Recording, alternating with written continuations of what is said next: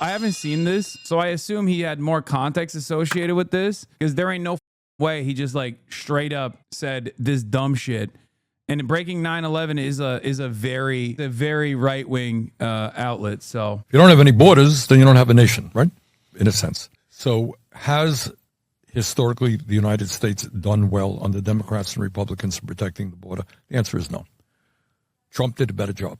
I don't like Trump, but we should have a secure border. Bro, he doesn't have internet. He don't have internet. He don't have internet. He don't have internet. Stop. He's just Bernie. Don't do it. Don't do it, Bern. Don't do it, Bern dog. It has to be out of context, right? There's no shot. And it ain't that hard to do. Biden didn't do it. Now we know why he loves Graham Plattner, bro.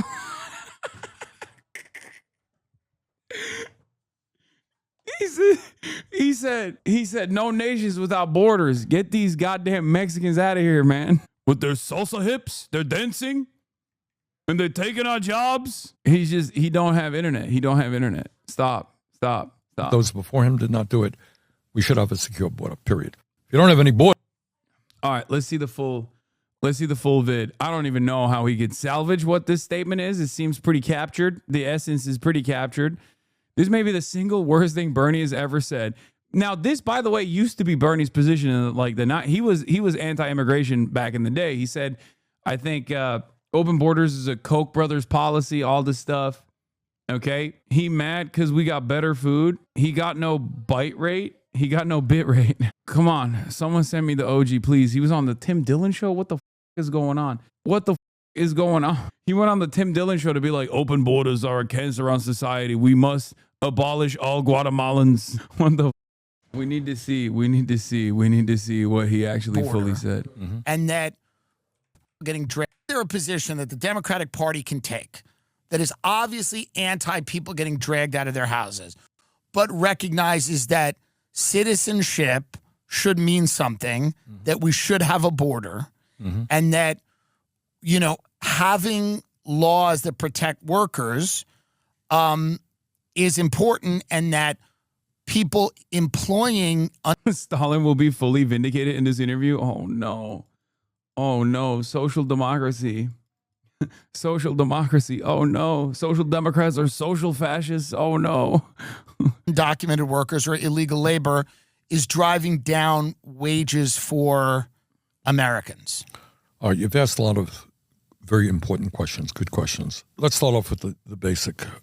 So long as we have nation states, right, which we have, you got to have borders, right? Yeah, Stalin deported no one. Okay, interior deportations is different. Okay? This is not a defense of Stalin. Okay, calm down. Right. If you don't have any borders, then you don't have a nation, right? In a sense. So has historically the United States done well on... We must take these Tatars all the way to Siberia. The Democrats and Republicans in protecting the border? The answer is no. Trump did a better job. I don't like Trump, but we should have a secure border. And it ain't that hard to do. Biden didn't do it. Those before him did not do it. We should have a secure border, period. I think most people in the Congress agree with that. Why don't you think he did it, just out of curiosity? Pardon me? Why don't... Bro, this is so dumb, okay? The reason why this is dumb is because the open border position is just right-wing framing, okay? There is no, actual open border, okay? The notion that, everyone's coming in, everyone's rushing in the country, it's stupid, okay? It's so idiotic. The best way to quote-unquote secure our borders is to make sure that people have a legal and expeditious process to come in, okay? When people talk about a more tolerant approach to migration, or when people talk about reforms in this vein, they're not saying all systems go, do whatever the fuck you want, okay? They're talking about having a fair and just process in which people can come, get their documentation, get their proper vetting, proper background checks, proper visas, and can just work within the U.S. boundaries. Okay? That's it. That's it. I don't like this phrase. No matter who says it, it's ridiculous. The United States had mostly open borders until 1882, and it took until 2012 for the southern border to be secured enough that a majority of people crossing were caught. Were we not a nation until 13 years ago? Okay. As far as like people also going in and out of this hypothetical boundary that we've created, however, there is no reason to actually walk into the interior of the United States of America without proper documentation. If the proper documentation is open, is an easy process, a just process. You understand? Like as far as when people talk about open borders, they create this false reality. They create this complete false reality where people are just like walking in and out, all this shit. And are there some who do actually cross the border illegally? Absolutely. But the most effective solution for that is not increased militancy. The most effective solution to that is to ensure that people are properly vetted and walking into the country securely. When people always say, oh, why don't they come in the right way? A lot of people don't understand that there is no real right way. And that is by design, okay? There is no fast, effective, and secure way to come into the United States, quote unquote, the right way. The right way takes decades sometimes. And that's if you're immensely fortunate and immensely lucky at the same time. I'm not even in, I understand when people say the concept of a nation state didn't even exist until relatively recently, which is true, right? The idea that we have like nations with defined boundaries and defined borders, and that there's like a consistent guard at those borders that stop travel from happening. This is a ridiculous notion. For the longest for the longest time, that didn't happen. That was not a real thing. Okay, you just like kind of walk wherever the fuck you wanted to, or horse wherever the fuck you wanted to. Okay, or boat wherever the fuck you wanted to until not that long ago. And the reason why it was fine was because people are just people. Okay, there's no like most people don't make this trek because they want to secretly destroy the United States. Okay, that's not or whatever the other. The other countries or kingdoms at the time before nation states existed. So it's stupid. But even with the new concept, the relatively new concept of a nation state with well-defined boundaries and borders, okay, what we fail to consider is that the human condition is still very much the same, okay? The human condition is still very much the same. People are not traveling into the United States. They're not horsing into the United States now, okay? But they're not walking into the United States to be like, oh man, I'm from Guatemala and I really want to fuck shit up here in America. The idea that this is the reality is unfortunately a very commonly held position. It's very stupid. It's just, I don't know. I don't know how to explain it to people. So the fact that Bernard is hitting these stupid ass lines is frustrating. That's why I said he don't got internet. I think that would be way more defensible phrase, not a secure nation. But my point was more that nationhood isn't toggled on or off depending on whether a border is more or less secure. We became a nation in 1776 when we declared our independence, not in 2012.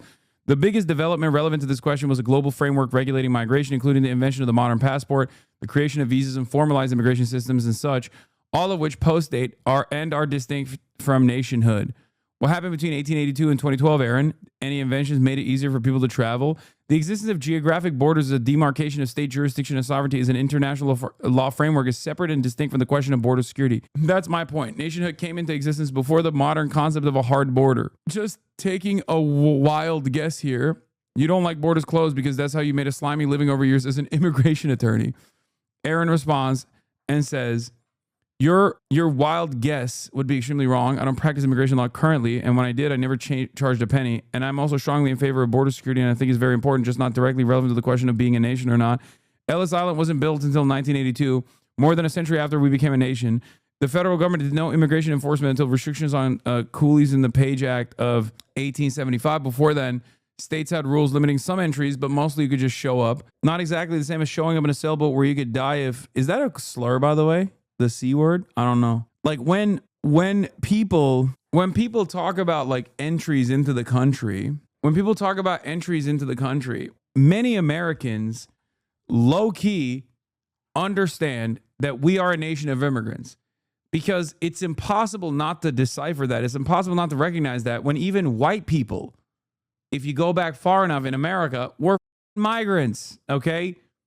They came here from different parts of the world where white people are, where white people were invented in the continent of Europe. So everyone, if you go back far enough, is a migrant in this goddamn country. It's a settler colonial enterprise. Of course everyone's a goddamn migrant, unless you're Native American, okay? Don't call a person it. I don't know what you're talking about. Anyway, Jakob's worst mistake. So it's deeply frustrating that, one, we act as though that's not the case, and two, because people still low-key recognize that in their own familiar lineage, in their own histories, Americans are, by and large, actually a lot more sympathetic to migration than other countries are. I would go so far as say Americans are far more sympathetic broadly to migration than European countries are, as a matter of fact. Much more sympathetic, okay? This is still true, even with like the anti-immigrant mania and the panic that has whipped up a lot of votes and a lot of support for Donald Trump in the last couple of years. It's still true, even with all of the anti-immigrant, white nativist anti-immigrant sentiment that's all over the place. No, 100%, even as of 2025, okay? Even as of 2025, the United States of America is unironically still more pro-immigration than other European countries, for example. It's still true. The problem is nobody ever talks about the other side of the story. Now, in the 90s and in the 80s, as I showed you, George H.W. Bush and Ronald Reagan were still talking about immigrants as though they're people for a reason, okay? You're not being factual, Hasan. I am 100% being factual. This actually hurts people's feelings, but there's a reason why I'm saying this. It's because everyone in the last election cycle looked at one number. 60% of Americans want mass deportation, but they never looked at the second number, that an even larger percentage of Americans were in favor of amnesty. Americans, historically, have always been more in favor of mass amnesty over mass deportation. There's never been a history in the United States, there's never been a moment in the United States history where Americans haven't been more on board with mass amnesty over mass deportation, okay? When presented as the only two options, as a matter of fact, they overwhelmingly choose mass amnesty over mass deportation, okay? I'm not talking about the way the government is operated. I'm talking about the people who get pulled on this stuff. Now, this is partially because Americans are very weird and unique, and their political, their expressions of politics is a sea of contradictions. That's why you'll sometimes hear from MAGA supporters who, on the one hand, say, build the wall, but then they're asked about like their parents' immigration status, and they're like, yeah, my parents are undocumented, and you're like, how the is that possible? Okay. Or when you ask MAGA Trump supporters, as people used to all the time in Trump 1, when they'd be like, oh, they want to build the wall, they want to get the immigrants out, all this stuff. And then they'd be like, okay, would you be down for giving amnesty to people that have been here for like 5 years, for example? They'd be like, of course I would. Do you understand? I guess what I'm trying to say is Americans are stupid. Okay. They're stupid. But even stupid people are kind of chill with the idea or with the notion that like there are a lot of immigrants around them, okay? Because it's America. That's what this nation is about. It's like one of the few redeemable qualities of the United States of America is its diversity. That's it. So when Bernie Sanders concedes on this right-wing framing for no reason, it pisses me off to no end, because it's like, first of all, the idea that we have to have secure borders. Like, yeah, you know what makes the borders more secure? Ease of access into the country through an expeditious process, okay? Through a just, fair, and expeditious process where you just quickly move people into the interior, okay? That's it. That's how you secure the border. Because guess what? Everybody always talks about cartels. Everybody always talks about the black market, right? Whether it be for drugs, or whether it be for human trafficking, or jackals that, engage in that get paid $10,000 a pop or whatever to like move people over the border, or underneath the border. They would literally not exist if America had an expeditious process where they went through the coyotes. Sorry, not jackals. Jackals is a different thing. Sorry. But they just, you would destroy a major sector, a major part of the black market if there was no need for them. Same with drugs too. You think Biden was more proactive with securing the border? He did. He did some things. He was not, I think by the end of his term, if my memory is correct, the number of illegal folks coming in had gone down.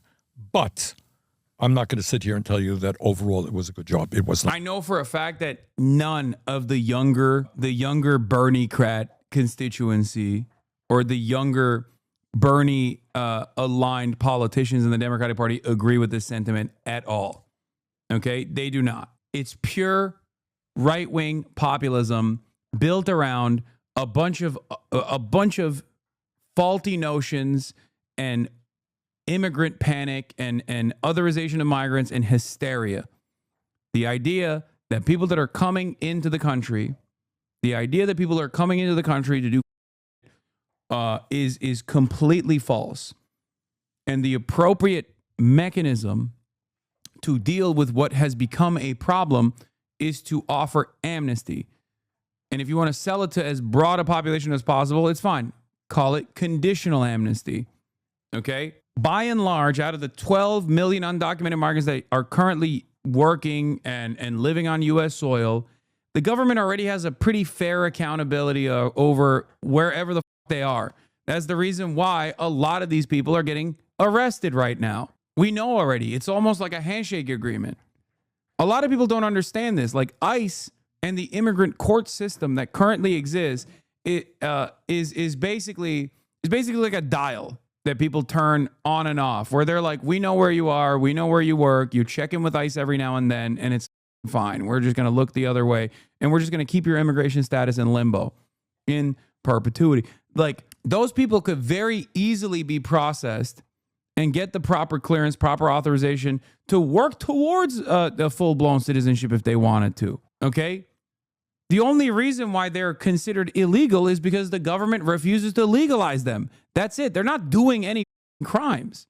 People love to say, oh, well, crossing the border is a crime. Okay, it's a civil offense, dumbass. It's ridiculous. This shit pisses me off, unlike anything else. All right.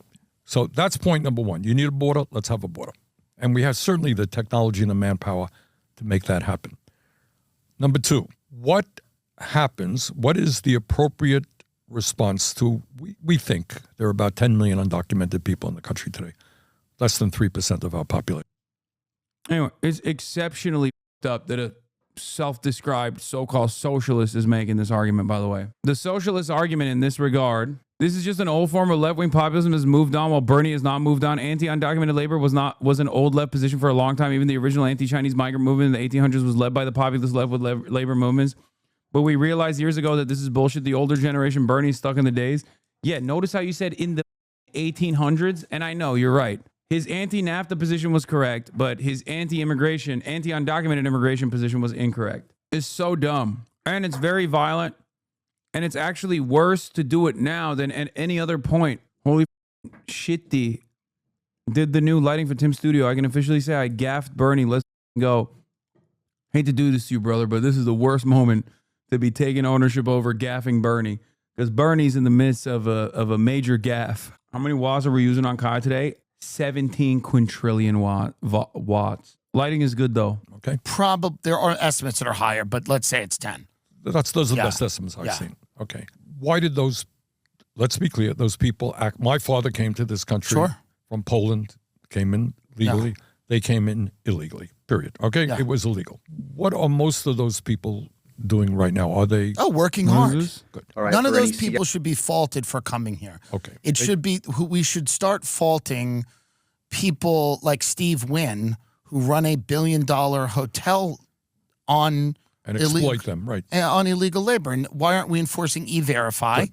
Yeah. Good. All right. Yeah. All right. Anyway, so you got these folks who came to this country the same reason my dad came to this country. He grew up poor in Poland, came for a better life. And that's why they dragged their kids, from Mexico, Guatemala, thousands of miles.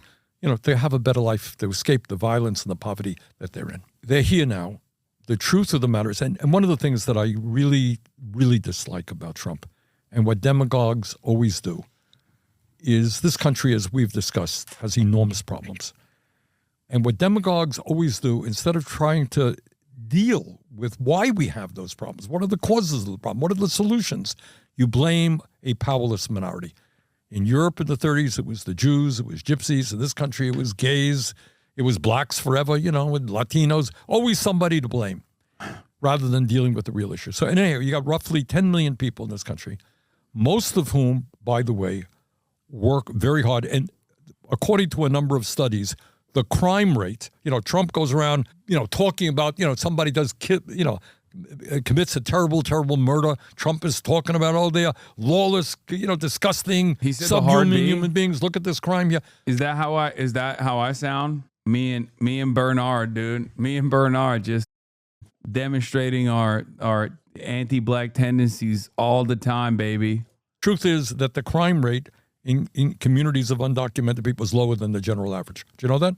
Well, the crime rate should almost be none, right? If people are coming into America and they are, coming here for a better life and they're properly screened, the crime rate should almost be nothing. Well, it is. It's lower. All I'm saying is This is not like, it's not like that criminals, everyone's a drug addict. I don't think anyone thinks everyone is a criminal, and I don't think that anyone... Okay. The idea that undocumented migrant crime is supposed to be at 0% is so stupid. They're human beings, okay?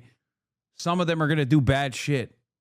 Like, what are we? That's such a stupid argument, dude. What are you talking about? It's like, listen. If your kitchen is on fire and someone is lighting a match, you're probably not going to focus on the dude who lit the match, okay?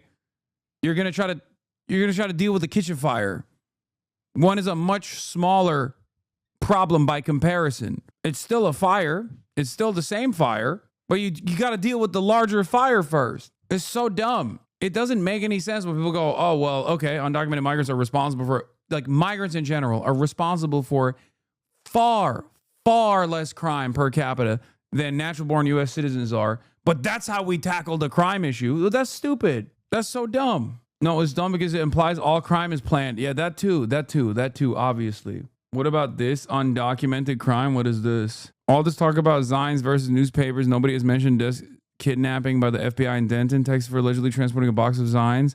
It's been over 2 months since his arrest and detainment. He will also be likely facing deportation. Wait, what? Zines. Oh, yeah, all the punks. Zines, I'm sorry. Zines. But we do have a ton of income inequality, as you've talked about. So assimilating people into this economic structure is difficult. It is inevitable that some people that cannot find work will turn to crime. And I mean, that's just inevitable. But my only point is this, this is not a community that is, prone to large amounts of crime. All right, so what do? You got 10 million people here. Most of them are working hard. Your point, I think, is well taken. Yeah. A lot of employers exploit them. Yeah. And by the way, often these people are paying Social Security payroll tax, paying Medicare payroll tax, paying other taxes, and they don't get the benefits for what they pay, by the way. Right. All right. But this has always been a Republican issue. Like, this is why I don't understand why the Democratic Party allowed the issue to be kind of demagogued, because even, yourself, you were out there advocating always for workers' rights. Right. And, when somebody talked about open borders, you rightly said that, this is something that Koch brothers would love. That's right. They were huge proponents of immigration. The Chamber of Commerce, huge proponents of immigration. A lot of, radical libertarians like the Kochs and others, huge proponents of immigration.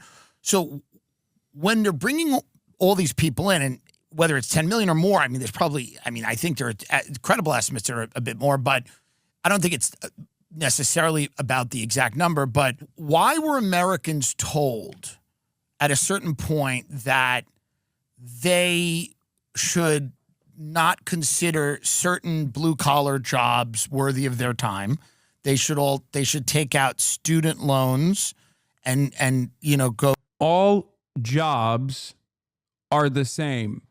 Wage labor works in the same exact way. From the perspective of the wage laborer, Obviously, there's like a different toll it takes on your body if you're working in the fields or if you're working in construction. I'm not making, there is a distinction there for sure. But ultimately, from the perspective of the wage laborer, aside from the actual tasks that you need to do, the major part, the majorly consequential part is the wages, the benefits, and the autonomy that you have at your workplace. Okay? There is technically no distinction as far as wage labor goes between working at Starbucks as a barista or working in the service sector of some sort or working as an Uber driver or working a white collar job in one of these like desktop jobs, these laptop jobs. Okay. The difference, however, is that we consider a lot of this type of labor to be replaceable. In the eyes of capital owners, labor is measured by how replaceable it is. Okay. And therefore, over many, many years at this point, it's not that the jobs have actually gotten at least less strenuous for the most part, but the pay has gotten worse. Your output's gotten higher. The profits have gone higher. Your productivity has increased dramatically due to technological innovation, and yet your wages have remained stagnant. That is the problem. This is what I was trying to explain to people when they were like, oh, well, what about like manufacturing jobs coming back to the United States of America? We have this like mythological false reality presented around the manufacturing jobs. The reason why people think about the heyday of American industry post-World War II industrial output is not because working in a factory is somehow more redeeming than working as a barista.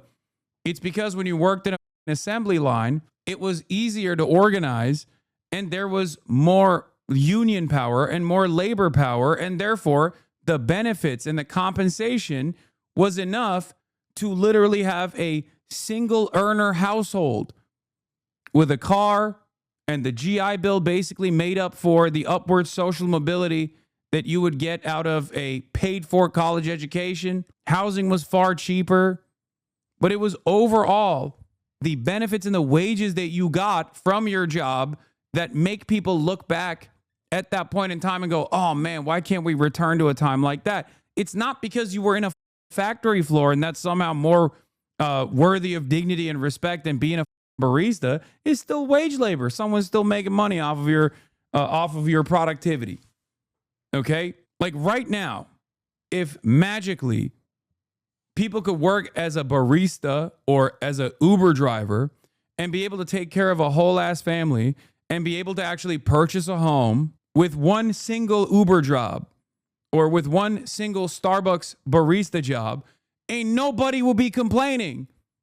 Okay? They wouldn't be like, no, I want to make sure my hands got calluses on them. They would be like, no, it's great. I love my life. It's awesome. Okay? It's the wages and the benefits, or rather lack thereof, that matter. There was a point in time when you could be a taxi driver and have not one family, but a second family that you could take care of on the side with neither family knowing that you were two different ladies at the same damn time, sometimes in the same city.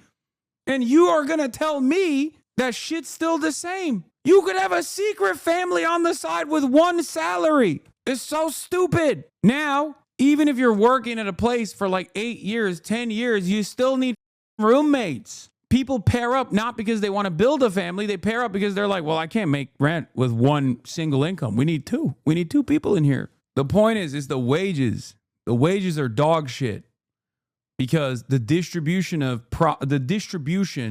of all of this economic output is just staying at the tippy top.